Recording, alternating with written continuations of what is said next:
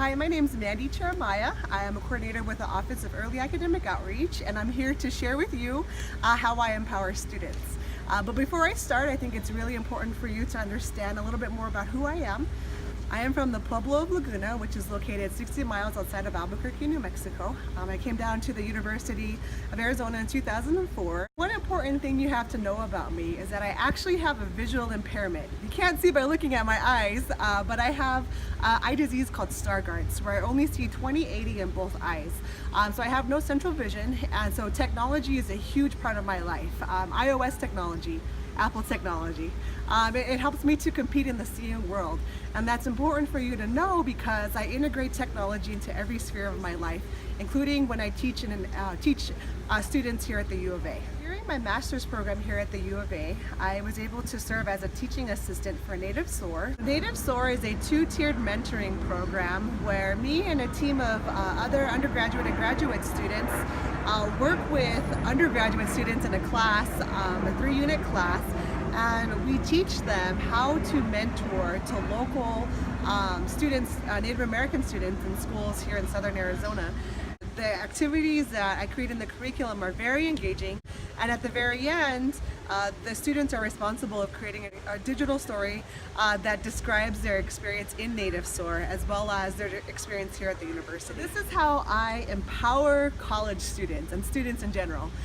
So the first thing I do is I meet them where they're at. So when I had this idea of integrating digital storytelling into our curriculum, I had to think about accessibility. You know, which students would be able to actually participate and use their own devices to make these stories.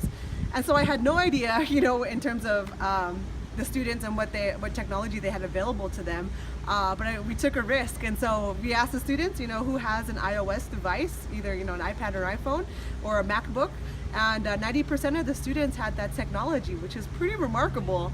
So for the students that didn't have the technology, we were able to provide 1 or 2 iPads to the students that had an Android device. And so with that, I was able to see where they were at, know what devices they had, and then that way I tailored the curriculum to teach them how to make the digital stories based on what kind of medium they had, iOS device they had. The second part in how I empower students was letting them run with their creativity. And so in class, we created a lot of engaging activities where we kind of forced them to interact with each other, which I think really paid off because at the very end, time and time again, in the digital stories that we hear, the final digital stories, they describe how they became a family, how these students became a family within the Native SOAR class.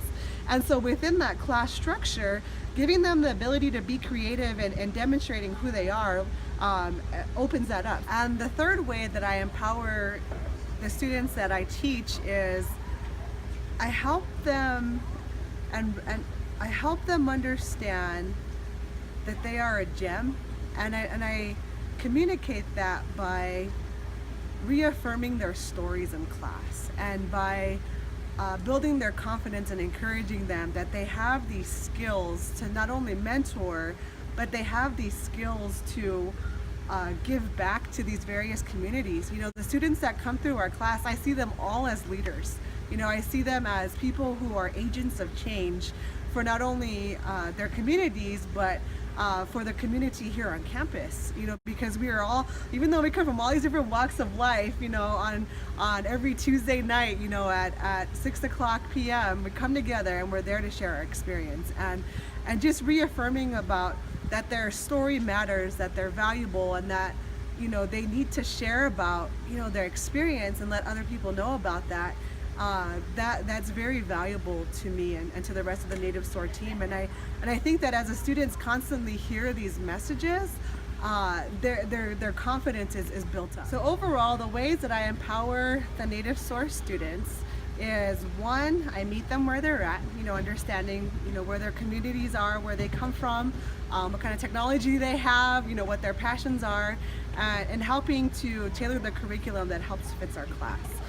The second thing is giving them the freedom to be creative in the assignments that we give them, because through that they're able to share more of their story and they open up a lot more, it seems like, in these different activities that we give them.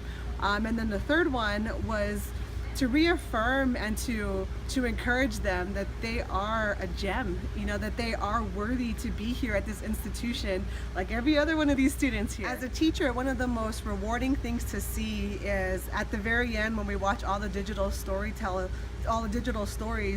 is to hear and to literally see pictures of where these students come from Ganado or from Zuni Pueblo or from the Tono Atham Reservation, and to see what their homeland looks like, and then why they came to the U of A, and how and who inspired them, and to learn who their mentors are.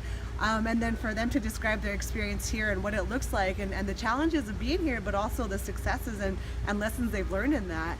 And then seeing how they impacted a high school student's life. I think that's so rewarding for me. And oftentimes, by the end of watching these stories, you'll see tears in my eyes, because it is so impactful, to see their stories and where they come from, because I really do love these students, because this is why I'm here, and this is why I've given my life to serve here at the University of Arizona. My whole goal is to help them become more visible and share their stories, because people need to hear it.